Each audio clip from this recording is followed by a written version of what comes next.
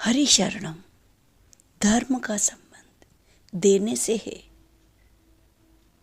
हम सभी मंदिर में जाते हैं, कभी कुछ देकर आए हैं? नहीं ना। हम हमेशा परमात्मा से कुछ ना कुछ मांगते ही रहते हैं। कभी स्वास्थ्य, कभी संतान, कभी नौकरी और पता नहीं क्या क्या। जबकि धर्म का संबंध लेने से नहीं, देने से है। आइए एक कहानी से इस बात को अच्छे से समझाते हैं। हमारे महाराज श्री अक्सर ये कहानी अपनी कथा में सुनाते रहते हैं। एक भिखारी रोज सुबह अपनी झोपड़ी से बाहर निकलता है और भिक्षा मांगकर घर आता है। इसी तरह एक सुबह वह अपनी झोपड़ी से बाहर निकलते वक्त उसने अपनी झोली में 2 मुट्ठी चावल के दाने डाल लिए, जैसा कि सभी समझदार मांगने वाले ऐसा करते हैं। क्योंकि किसी भी द्वार पर भीख मांगने जाएंगे तो उसको लगेगा कि हाँ, इसको मुझसे पहले भी किसी ने भीख दी है, तो आसानी से भीख दे देता है। उसको लगता है ये कोई साधारण भिखारी नहीं, इसको सभी भीख देते हैं। तो उस भिखारी ने भी ऐसा ही किया। अपनी झोली में कुछ दाने चावल के डालकर बाहर निकलता है। सुबह होने को है, वे गांव में भिक्षा मांगने जाता है। अभी रास्ते पर आया ही था कि सामने से उसे राजा का रथ आता दिखाई दिया। उसने मन ही मन सोचा, आज का दिन बहुत भाग्यशाली है। आज से पहले ऐसा कभी नहीं हुआ था। उसने सोचा, आज तो झोली फैलाकर राजा से सब कुछ मांग ही लूँगा, सारी मुरादें पूरी हो जाएगी। वे अपने मन में विचार कर ही रहा था, क्या मांगूं क्या नहीं मांगूं। इतने में रथ उसी के पास आकर रुका। राजा नीचे उतरे। भिखारी घबराया। उसके साथ वो हुआ जो कभी कल्पना में भी नहीं सोचा था। राजा ने भिखारी के सामने कपड़ा फैला दिया और बोला, मुझे कुछ तो भिक्षा में दो। तो भिखारी ने कभी सोचा भी नहीं था राजा कभी ऐसा कर सकते हैं। और हाँ, जीवन में कभी कल्पना भी नहीं की कि मुझ भिखारी से भी कोई कुछ मांग लेगा। वो अपनी झोली में हाथ डालता है, फिर बाहर निकाल लेता है, फिर डालता है, फिर बाहर निकाल लेता है। हिम्मत नहीं हो रही थी कुछ भी देने की, क्योंकि आदत में जो नहीं था देने के भाव नहीं थे, लेने की ही आदत रही थी। क्योंकि कभी भी किसी को कुछ दिया ही नहीं था।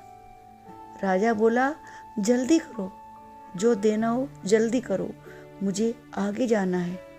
और राजा ने कहा, आज तो मैं निकला ही ऐसा सोचकर था, जो भी पहले मिलेगा उसी से कुछ मांग लूँगा।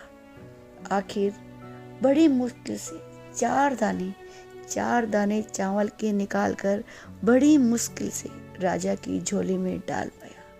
राजा का रथ मिट्टी उड़ाता हुआ चला गया और भिखारी को मन में पश्चाताप हुआ कि 4 दाने व्यर्थ ही चले गए और जो मांगना था वो तो रह ही गया। दिन भर उसने भीख मांगी, लेकिन मन उन 4 दानों के लिए उदास रहा।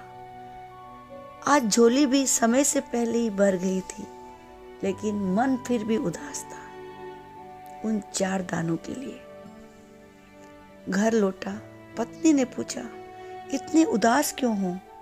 आज तो झोली भी पूरी भरी हुई है, पहले तो कभी इतनी भरी नहीं थी।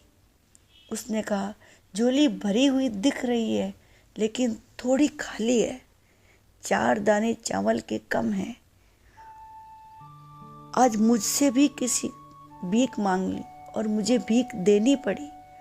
और तुम कल्पना भी कर सकती हो कि देना कितना कष्टप्रद होता है उसके लिए जो हमेशा लेता ही लेता है। मेरे तो प्राण ही निकल गए, सांस रुक सी गई थी, लेकिन देना पड़ा। मजबूरी में उलझ गया था।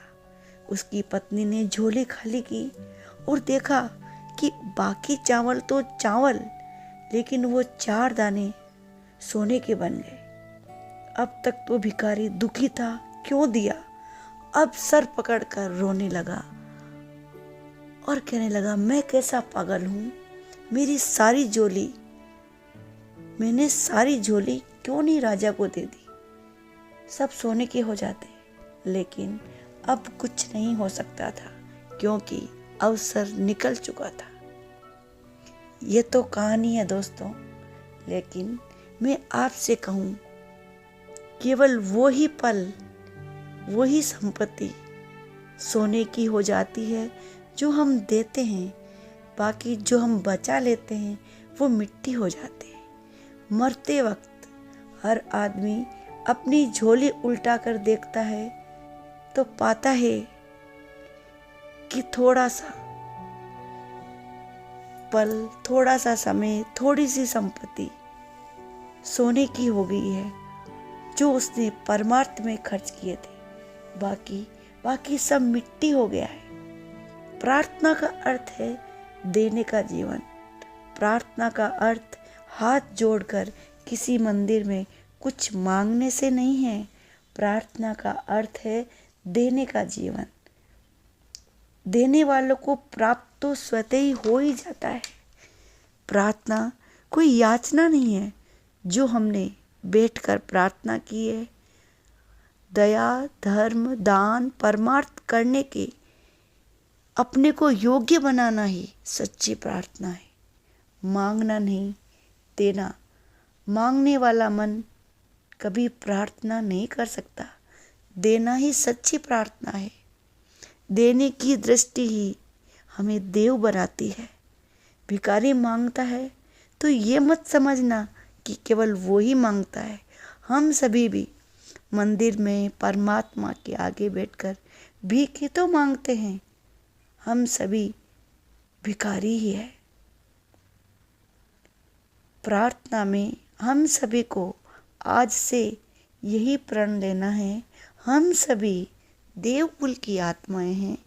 देना हमारा संस्कार है, ताकि अंतिम समय 4 नहीं, सभी दाने सोने के निकले।